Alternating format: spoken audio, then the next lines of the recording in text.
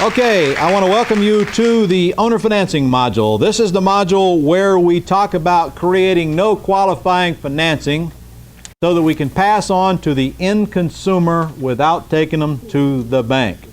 We're going to open up a whole new lucrative world here that involves creating deals where most people don't know that they exist.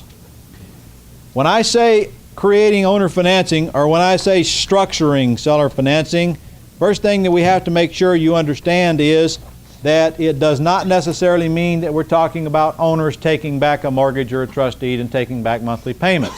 We are going to discuss that in detail, but that is not all there is to this part of the business. In fact, you'll probably do more or less of that than you will other avenues of income that we will talk about.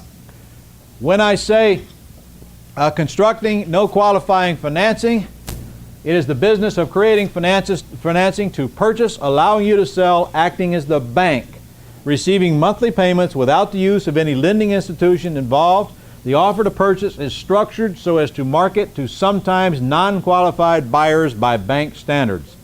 We're going to go into a business right now where you can sell to owner-occupants that can't go down to the bank. And I want to make it clear right here now, owner-occupants is your only market in this business. You will not be selling to investors. This allows for an almost instant sale, which usually closes within a few days of locating a buyer who has a reasonable down payment, generating a cash profit now, a monthly cash flow, and a profit when and if your buyer ever sells or refinances the house. Let's talk about what we will cover in this module.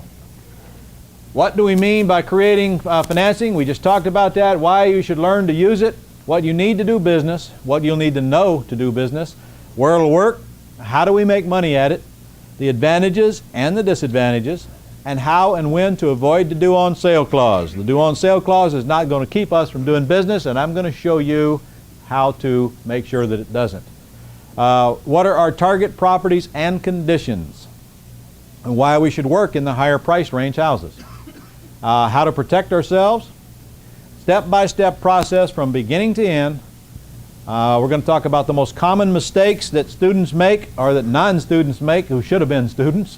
How to attract and pre-screen buyers quickly, how to avoid risk and use very little money. And when I say very little money, I'm talking usually in hundreds, rarely in thousands. And when we do use thousands, we're going to get it right back within a very short period of time. What agreements to use, when to buy and sell, when we buy and sell, and how owner financing ties in with lease options and why you need to know them both. We're going to cover all of that in detail. First of all, what do you need to do business? You need a fax machine, because you will be doing business by fax on a regular basis, not only with individuals, but with other institutions like title companies, attorneys, and closing agents and the like. And the fact is, you just need a fax machine nowadays to be able to survive in our modern gadget society. You go into Office Depot, you can get a fax machine for about $220, and it's just not a big expense anymore. You're going to need a camera to take photographs of properties, 35mm camera preferred, because it gives a better, clearer picture, and the old Polaroids just don't do the job, in my opinion. You're going to need transportation to get around, a telephone, and a mobile phone, preferably a mobile phone in your automobile so that you can communicate with the rest of the world. And you are also going to learn that many times you will be forwarding calls from the ads and advertising that you do that will come directly to your mobile phone while you're out in the field, so that you don't miss a hot deal because you were lacking in the communications field. Mobile phone will become very important to you. The cost of that mobile phone will soon become irrelevant if you're creating deals because you have it in operation. Truth is, a mobile phone shouldn't cost you more than 50, 60, 70 bucks a month nowadays anyway, unless you use it as your office. It can get expensive, but even if it does, it's cheaper than an office. A few purchase and sale agreements. You will have to learn how to fill out purchase and sale agreements to buy and sell. It's not a difficult thing at all to learn. It won't take you long to learn it. In fact, there is a tape within this module that goes into purchase and sale agreements very specifically and in detail, and the agreements are also included in the module, all the agreements you'll never need to buy and sell houses. You'll find that not only will your purchase and sale agreements be included, but all of the documents that you'll need, such as land contracts, agreement for deeds, wraparound mortgages, and all of those documents you'll use to buy and sell will also be in the package, with a complete explanation on tape of each. A few dollars for binder deposits. In the world of owner financing, your binder deposits are very, very minimal. Unlike when we're dealing with wholesaling properties that we're buying through realtors, in that case, we're expected to put a deposit up of in the neighborhood of $500 and up. When we're out in the real world, sitting in the living room from individuals, working across the table from them face to face, most of the time my deposit does not exceed $10. $10. Many times I've done them with $1. Any house that I buy from an individual, the earnest money deposit is usually not an issue. It's not even something that we discuss. If it becomes something that we discuss, we'll do whatever is reasonable to make the seller feel comfortable. And by the way, thousands is not reasonable. Hundreds, possibly. If I have to give a seller a $500 deposit because they insist to bind the deal, I have no problem at all doing just exactly that if I like the deal. Of course, if I didn't like the deal, I wouldn't be giving them any deposit. You're going to need a few dollars to spend on a lead generating campaign to get sellers to call you with potential acquisition prospects. Let's not kid ourselves. If we are going to get serious about this business and we're going to get people calling us on a regular basis, we can do it inexpensively by using guerrilla marketing, but we cannot do it for free. If we do it for free, then we can get people to call us. We can do things that are absolutely free to do, but frankly, your business is going to be very, very minimal, and you're not going to get near enough people calling you if you can't spend a few bucks to crank up that buying machine.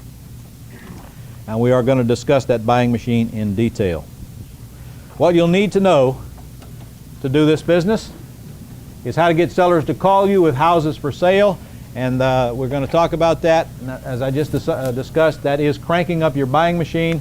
There are some things you can do to get people to do that inexpensively, and you're going to be better than most people that you know or will ever meet with the tools that I'm going to give you to make that happen.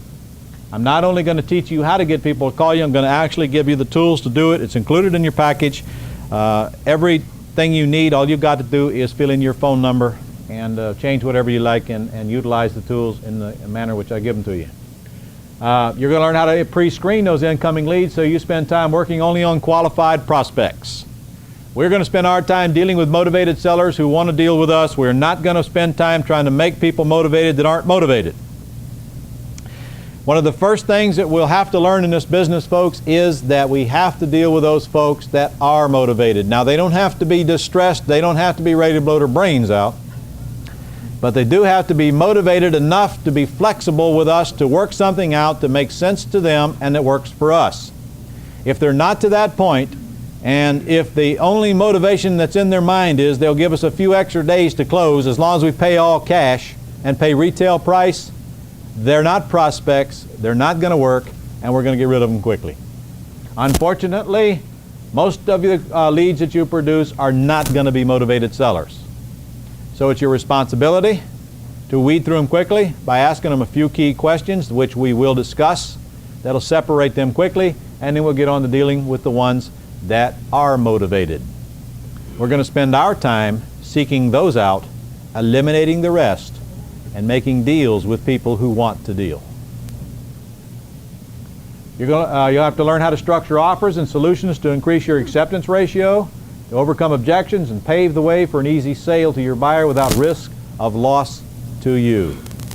In fact, we will talk about structuring multiple offers, giving the seller several solutions, and overcoming objections. And we'll also talk about how to get in so that we can get out quickly with nothing standing in our way, with no outside interference, and no banks. Then you're going to have to learn how to attract and pre-screen buyers who you choose for these properties, owner-occupant type buyers who are going to live in the property without going and getting a bank. You're going to become the bank in this business. How to structure a fast sale for maximum profit and protection. Where will this work? It'll work everywhere in the United States except where you live. It won't work where you live because you live there. It'll work everywhere else. Now, of course, I'm just kidding. It'll work wherever people have homes that they need solutions for if you provide those solutions. There are no exclusions. There are no cities in this country that this will not work. There are no cities where this is illegal. There is nothing stopping you from making this work where you live other than finding the right sellers and the ability to create solutions for those sellers. What I would like for you to do is be in a position where you can take anything that's thrown at you by a seller and create a solution based on the information you're provided that gives the seller an out and gives you a profit center. When you get to that point, you have become a transaction engineer, you have become the best of the best, and you're among the elite. In the world of owner financing, you will learn to do that. You will learn to create solutions. In the world of lease options, you will learn to create a solution that will work, assuming the owner financing solution will not. In the world of wholesaling, you will learn to make all cash offers on properties. So we'll have something for everyone that wants to listen, and we'll do business based on the response we get by asking the questions that you'll learn to ask. In the owner financing market, I want you to be in the higher price markets. I do not want you to be in the low priced. In fact, I suggest that you start with at least a $75,000 property and go up, and there is no maximum limit to the size property we can deal in. The truth is, the higher price, the better. As you will learn, you will make a lot more money risk-free dealing in higher price properties than you will dealing in crap.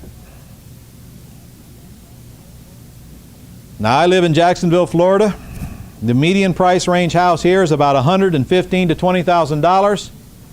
And frankly, I don't want to mess with anything less than $75,000, and that's about the bottom of the barrel in this side of the business. Unlike the wholesale business, in the wholesale retail business, I want to start way down in the real cheap stuff, not in this world. In this world, I don't want to mess with the real cheap properties. There is no top limit, and you'll see why. Okay, how do we profit in this business? It seems to be something that a lot of people do not understand, so we'll cover it right now. Actually, there are several ways. Number one, our objective is to get into the property light with a very small amount of money or no money. You'll get into them as often with no money as you will with small amounts of money. And incidentally, if you folks are listening to this tape, or you folks sitting in this audience are looking for a place to live, this is the module you will learn how to find a place to live without going to the bank. Whether you have good credit, bad credit, no credit, bankrupt, or just got out of jail. You do not need a bank to find a residence, and if you do the things you're going to learn here, you will find a lot of them to pick from. You may need a few bucks, you may not. You'll find just as many you can get into without money as you do with. And I'm talking about houses, folks, that are in excellent condition in gorgeous areas. I'm not talking about handyman specials. I'm not talking about any repairs. I'm not talking about the garbage scuzz of the earth. I'm talking about the kind of places you want to live. I'm talking about the kind of houses you're proud to show. I'm talking about the kind your wife wants to visit with you. I'm talking about the houses when your wife goes bowling, she'll brag that you own. Those are the kind of houses we're going to deal in. No junk. We make a profit by getting a larger down payment from our buyer than we have to give our seller. The difference between what we capture from our buyer, who will not have to qualify, and what we pay our seller, if any, is our immediate upfront cash profit. You will learn how to create those profits quickly on gorgeous houses in your city that most investors will snub their nose up at and pass over, and that probably many of you have already done that last week or last month.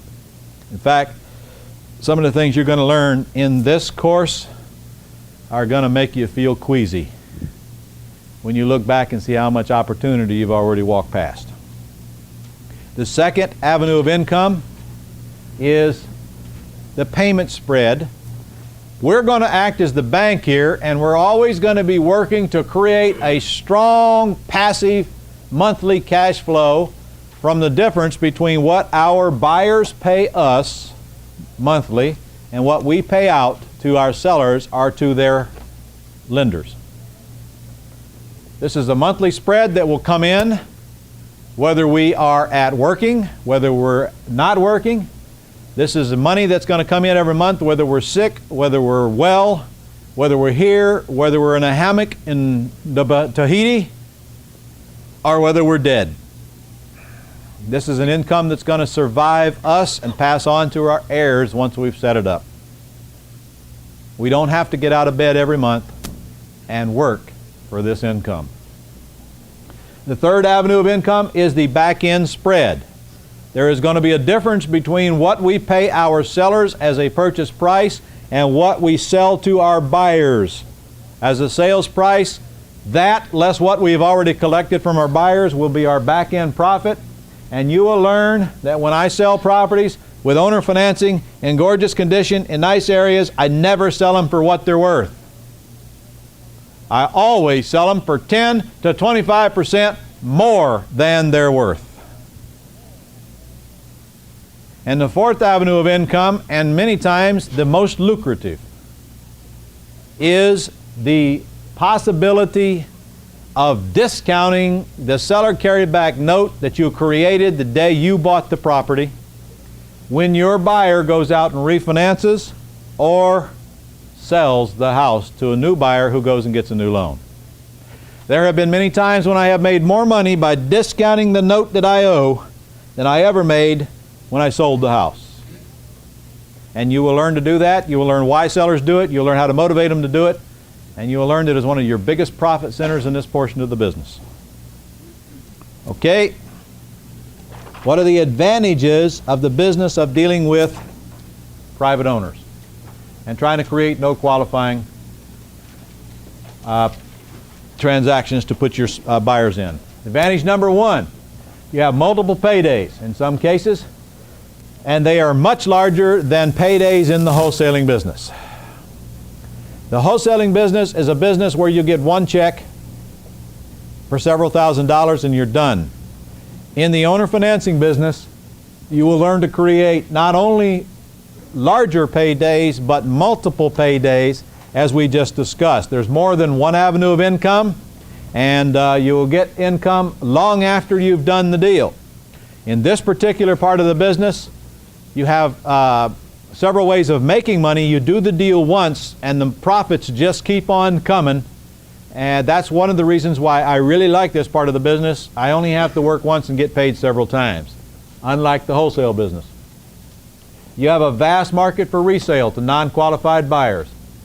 Easy in and easy out. You'll be selling these in a very short period of time. Remember, we'll be doing no repairs on them. There is nothing stopping us from marketing these properties except getting the seller out. You'll have a long waiting list of buyers. We'll teach you how to build a buyer's list. You'll have more candidates to buy these houses than you'll ever be able to supply the need for, because there is a vast market out there for people looking for houses that they can occupy and exercise the American dream, the right to own a home, that cannot go to the bank and qualify for a loan. Folks, there are more people out there in today's society who cannot qualify for a loan than can. You're going to be in the business of supplying them lovely housing in a manner of which they don't have to go to the bank to buy. Do you believe there's a market out there for people who want a home but can't go qualify. It is huge. Huge. I would say it is several times the market for people who want a home that can qualify. So if we're going to be in a business, why not be in a business with a huge market? And that's what this is all about. No banks are allowed. We're not going to use banks to buy, and we're not going to use banks to sell. Does anybody have a problem with that? Say amen, Ron. If a bank becomes involved, it is because my buyer has chosen to go down sometime after they bought it and get the house refinanced, of which I'll have zero participation in, and God bless them. I don't care. I don't want to hear about it till it's time for me to come pick up my check. That means I don't have to go through their qualifying rigmarole. You have an endless supply of deals on nice houses in nice areas. Deals that the investors in your area know nothing about creating solutions to buy. I'm going to make you assassins. You'll be animals. When you go back home, you'll be so smart, everybody will wonder how you got that way. Because you'll be the deal maker. You'll be having, I'm not kidding about this, by the way, people in your association will be sending you houses because they simply don't know what to do with them. How do you think I know that? That's exactly what happened to me. People send me stuff, they don't know what to do with it. Far less competition from other investors for that reason. They don't have a clue what to do with these deals that you're going to learn about. You can sell for higher prices without appraisals. Again, I always sell for more than what they're worth, and I never get them appraised. You'll never be spending any money on appraisals in the owner financing business. Ever. Because you won't have any reason to get one. Okay?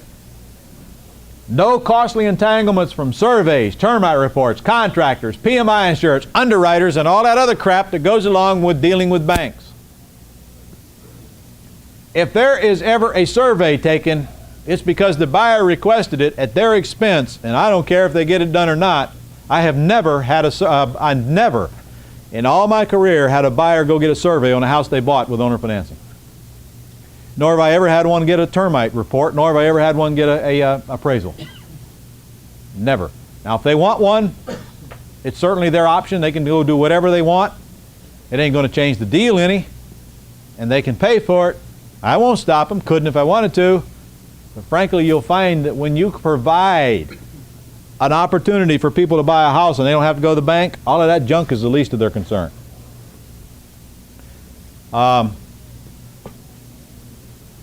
No repairs. If I have repairs in this business, they are very, very minimal, or I'll ask the seller to do them before I buy the house, or I'll pass them on to the buyer because they're very light cosmetic work.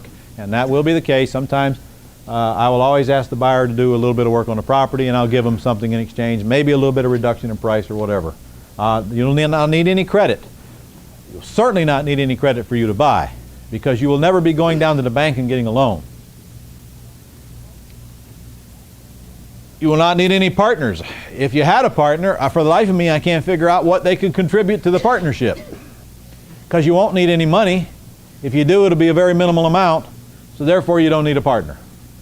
In this business, you can build up a tremendous cash flow and wealth in the form of paper income streams quickly, and you sure don't need no partner to do that. Employees maybe, partners no.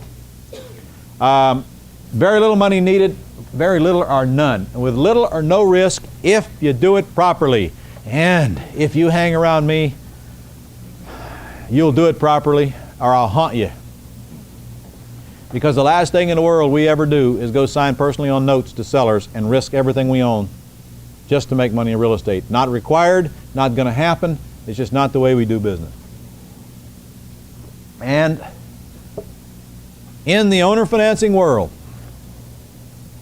out of all four modes of operation, retailing, wholesaling, owner financing, or lease options, owner financing is the most profitable of the four. It is the most profitable of the four.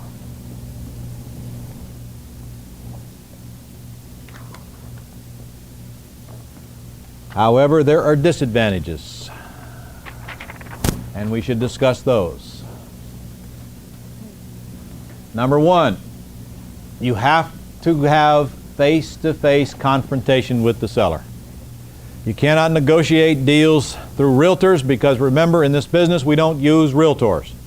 Now, why don't we use realtors? Because we have to get in light, and if there's a commission has to be paid, the money's got to come to closing to pay it, and we're not going to put up the money to pay the commission, or we just got a 7% down payment requirement just like that. And I will not do any owner financing deals that require, or very few I would think, that would require a 7% down payment just to cover the real estate cost, because you'll have other costs on top of that, and usually the seller wants the money.